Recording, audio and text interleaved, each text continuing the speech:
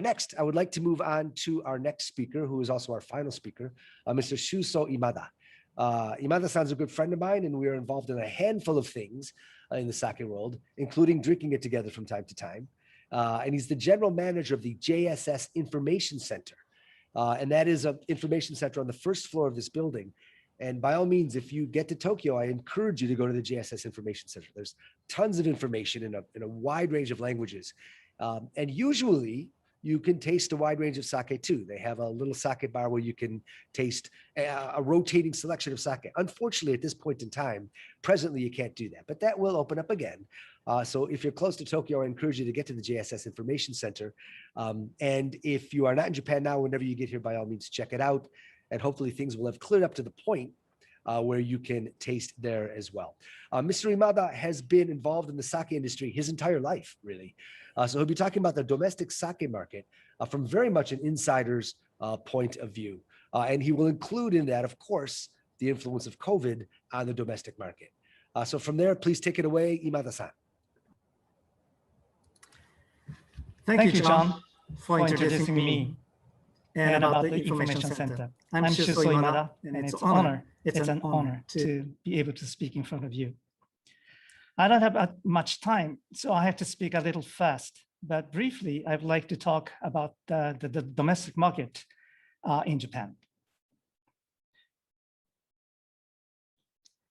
Okay, which includes the topics is written here, such as sake categories in the market, sales licenses, market share by the type of liquor stores, trends in the sake market, and the influence of COVID-19 on the market. So the session explained how sake is consumed in the domestic market, which might be a little different from the market in your countries. Well, this graph shows how sake is consumed in the domestic and overseas market. The orange part of about 5% shows the sake export from Japan, and the gray part of about 8% shows the sake produced outside of Japan, such as in the US and Korea. It is not a strict figure, fairly vague statistics mixed with some sources, but as you can easily see from this graph, the overseas market is still quite small. That means that besides what you see, sell or drink in your countries, there exists a huge bottom market of about 90% about sake. And there, you may be able to find a hint for the future sake market in your countries. In my session, I would like to explain about the sake consumption in the domestic market, about who sells, where, and what kind of sake, as well as which direction the sake market is going forward by looking at the market from several aspects. Furthermore, I would like to talk about the damage the industry has suffered by COVID-19 and what we have learned from that harsh experience. Okay, this graph made by National Tax Agency shows the transition of specially designated sake. Specially designated sake like Honjozo, Junmai, or Daikinjo. I'm afraid to say that sake consumption as a whole has been decreasing for more than 40 years. And the market size has decreased down to about 1/4 of about 43 years ago. The direct factor of the decrease is that the consumer's choice have broadened compared to the days when sake was one of the very few choices for them. Anyway, the total volume of sake has decreased, but as you can see in this graph, the ratio of specially designated sake has consistently been increasing. This increasing trend was mainly driven by Junmai and Junmai Ginjo type. And so the ratio of Junmai and Junmai Ginjo type of sake, which was only less than 5% about 30 years ago, has now increased to about 23%. And the ratio of specially designated sake, together with Ginjo and Honjozo type, is now about 35% of the whole sake market. Okay, this graph shows the sales of the sake and the unit price of it. The sales of sake stopped decreasing in 2011 and has been increasing since then, even though the total volume has still been decreasing. And the unit price of sake has increased quite rapidly in these 10 years because of the increase of the ratio of specially designated sake. So from these two statistics, we can see that the total decrease of volume was mainly caused by the decrease of Futsushu, which occupies about 65% of the market. So what we learned from these facts are that first, we need to expand the category of specially designated sake centered on Junmai and Junmai Gincho type because they still have an increasing potential.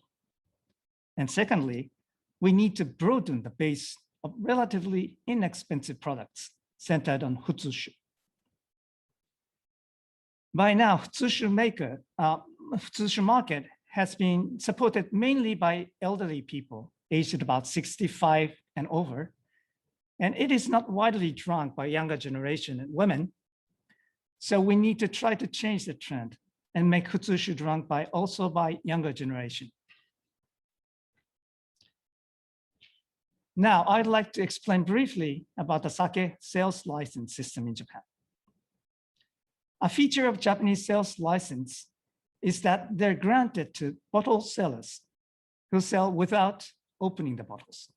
That means those who need license in Japan is first a retailer who sells to consumers and restaurants, and second, a wholesaler who sells to restaurants, the retailers. So restaurants don't need license in Japan. They're free to sell alcohol without license, but they have to open a bottle. This is a basic license system in Japan. Restaurants buy sake from retailers, so their purchase price is basically the same as consumers buy at liquor shops. Naturally, retailers are free to sell their products to whom and at what price.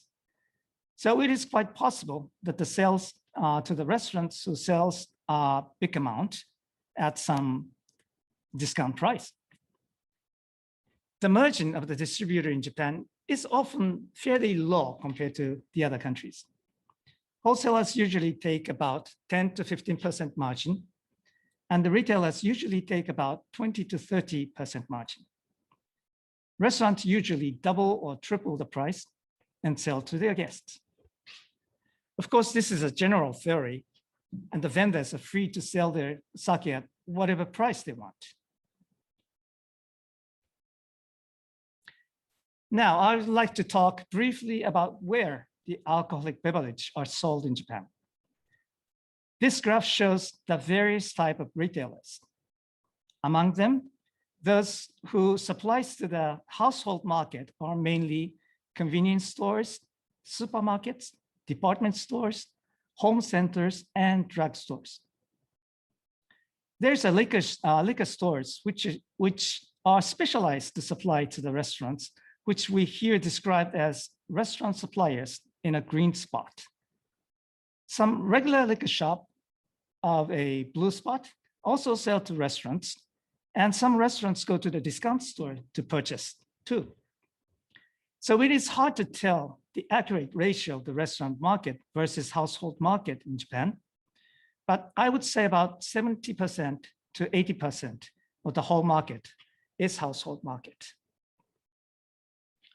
The ratio is very different from the categories.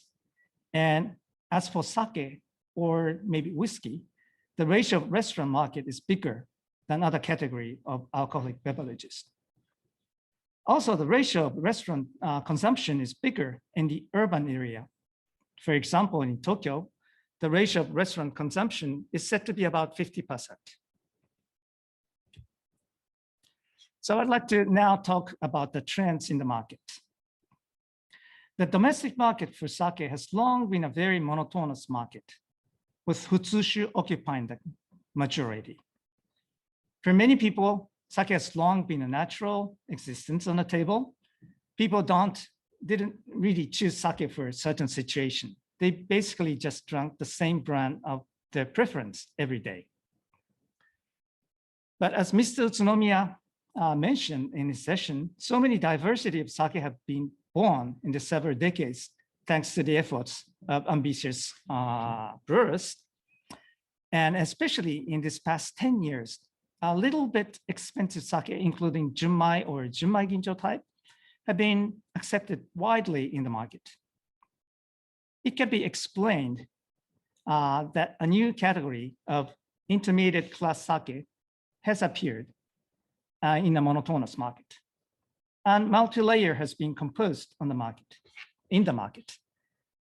Most of the exported sake is of this category. The multi-layered products lineup increases the charm of sake category because consumers have multiple choices, say like wine market. To complete this multi-layered pyramid, we need one more factor. That, of course, is a group of luxury products.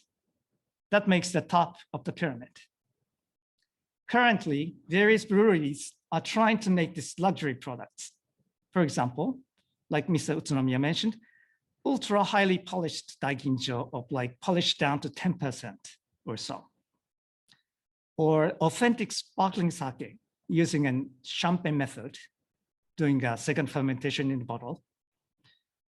Or long-term matured sake of like 5-10 years. Or the blended sake to create their special characters by some famous blenders. They are very ambitious endeavors. And by creating a new value with the story behind them, these new products will create an attractive luxury products group in about 5 years, I hope. I'm afraid to say that for us, the ordinary people, it might be rare to have a chance to drink those kind of high-end luxury category products. But I'm sure that the sake market will become more attractive if there is something we really want to drink, if we ever have a chance.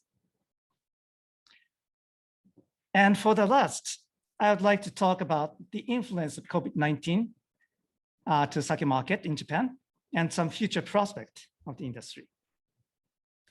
These are the pictures of Tsukiji, Ginza, and Asakusa. They're supposed to be the most crowded areas in Tokyo with people packed. But they look like a ghost town during the emergency statement period in Tokyo last year. Restaurants were requested to be closed, shorten the business hours, or prohibited to serve alcoholic beverages. So the consumers had to buy and drink at home. Well, the shipment volume should be the same if the people drink at home as much as at restaurants, but it proved that Japanese people don't drink as much as at home as they drink at restaurants. As I have explained before, the ratio of sake consumption at restaurant is higher than other types of beverages. So the breweries who produce mainly the intermediate class sake consumed at the restaurants were badly damaged by the decrease of restaurant sales. Well, this graph shows the year-on-year change in sake categories in the year 2020. The blue line shows the total sake. Orange line shows the Junmai Ginjo type. And the blue line shows the Futsushu. Compared to gray and blue line, orange line, Junmai Ginjo, showed a significant drop in April and May, which was the first lockdown period last year. This explained that Junmai Ginjo category is mainly consumed at the restaurant than at home. So the lessons we learned through COVID-19 was that we need more promotion to the household market so that the sake is consumed more at home. We need to promote the promotion for sake to be consumed naturally in the daily life at home. For example, to enjoy sake with a modern Japanese daily food such as karaage, hamburger steak, spaghetti, or curry rice on the table. Or to enjoy sake in a scene such as outdoor camping or home party with friends. That's going to be nice.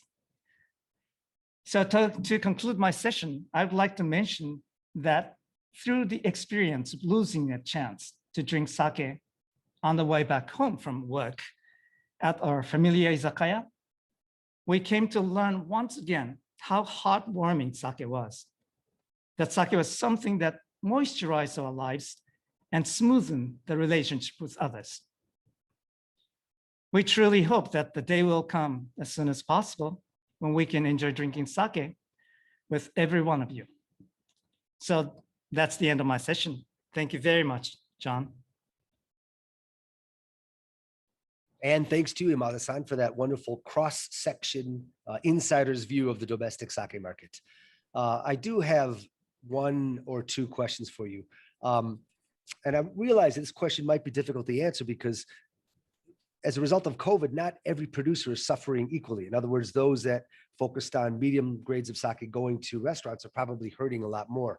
But do you have an idea or an opinion on how long it will take the domestic market to return to pre-COVID levels of sake consumption in Japan? And the second part of that is there any chance that the whole COVID experience can launch Japan into an even deeper domestic sake appreciation? Okay, thank you, John. That's a good question. Well, I'm not sure when the vaccination will finish for the majority of people, but the life will go back to normal faster than we think once the anxiety of the virus is disappeared, I think. And so will be the sake consumption. That's what I think, and that's what I hope. Yeah, I hope so as well. I have one And the bonus second one? question. But It's kind of a bonus. Go ahead. Okay, but the lifestyle of the people or the use of the restaurant might be changed after this experience. I'd love to see that. Like mass drinking enkai or party, which is drinking custom of Japan, won't be done as it was before. And maybe along with that, the Japanese unique serving style nomi hodai or all you can drink will decrease, and drinking sake will be more personal matter. So I think what we need is a more sales floor in the supermarket or whatever, wherever, or easy distribution for the consumers so that they can reach out to sake more easily. That's, I think, is the key factor for the future growth of the sake market in domestic. And that might be applied to the international market as well. What do you think? It certainly could be. We'll have to see how the other markets overseas rebound as well. Some of them seem to be rebounding fairly quickly, but I'm sure there will be some permanent changes to how people enjoy sake around the world for sure. So just like inside of Japan and other countries, we'll have to wait and see how things unfold. I do have one more question. And again, you might have had a chance to think about this, but a lot of producers were hurting because a major part of their sales were to restaurants. And I think they've had to find new ways to sell sake. Do you know of any alternate routes? In other words, did any of these brewers create significant efforts towards alternate routes? For example, marketing on their own website to sell directly or something like that. Did you see much of that change when some of these producers were hit by COVID? Yeah, I think during this COVID period, many breweries have been doing those kind of lots of effort, using mainly online way of promoting their sales. And some of them are quite successful. Good. And it's going to make a new market domestically and internationally for sure after COVID. Excellent. Excellent. Thank you very much. I very much appreciate your presentation today. It was great to hear everything. I think it's important for all of us to remember that no matter how well exports are growing and how well exports are doing around the world, domestic consumption is the most important market for the Japanese sake industry today. In other words, it's 96% of the market, 94% of the market. And really, there's a lot of potential for resurgence and growth. And as much as we love to clamor for more exports, the most important market will continue to be the domestic market for Japan. And I must admit, when I looked at the statistics, I was kind of surprised to see how big a share of the market supermarkets are and how small. I was a little bit surprised. It's not small, but I was surprised at how small it was. Liquor shops and restaurant suppliers were as well. To me, that was a very interesting thing that I learned during your presentation. Again, thank you very much, Mr. Imada, for that.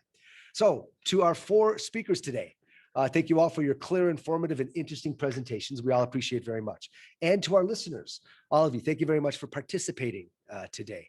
On behalf of the JSS, we all sincerely hope that you found it useful, interesting, and educational. We're sorry that we do not have the time or the wherewithal to take questions live, but please, by all means, please fill out the questionnaire and ask any questions that you have through that. The JSS cannot guarantee that all questions will be answered, but we'll definitely do our best to get back to you for sure. Now that we understand the state of the current sake industry, please do everything that you can to support it. And again, I think for most of us, what that means is a very singular role: enjoy sake more often, choose sake more often, drink sake more often. And if you're in the industry, it might be encouraging your customers to do the same thing. However you will express your support, we look very much to your enthusiastic support in helping the sake industry from here on out. And to wrap this up, as we're all aware, sake consumption isn't great, it's all important, but all of humanity is facing a big challenge right now. And so while there is a light at the end of the tunnel, we've still got a long ways to go, as we all know. And as important as supporting sake and enjoying sake are, be sure to firstly keep safe, keep well, and everybody take care. And to wrap this up with your favorite glass of sake, kanpai. Thank you, everyone, and be well.